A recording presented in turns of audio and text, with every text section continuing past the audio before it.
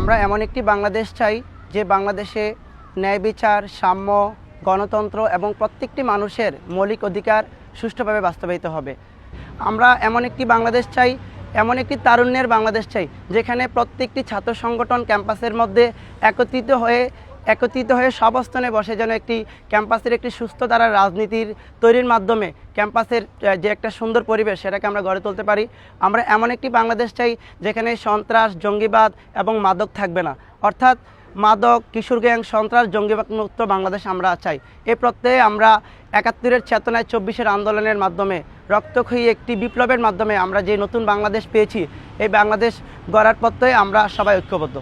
আমরা আশা করব আগামীর যেই তরুণ নেতৃত্বের যেই বাংলাদেশ আমরা প্রত্যাশা করছি, সেই বাংলাদেশ হবে গণতন্ত্রের। সেখানে প্রত্যেকটি মানুষ তার ভোটাধিকার প্রয়োগ করতে পারবে স্বাধীনভাবে, সে তার মত প্রকাশ করতে পারবে। আগে আমরা আমাদের যেই ব্যক্তির যে একটি স্বাধীনতা মতামত সেটি প্রতিষ্ঠায় আমরা বিভিন্নভাবে ব্যর্থ হতাম।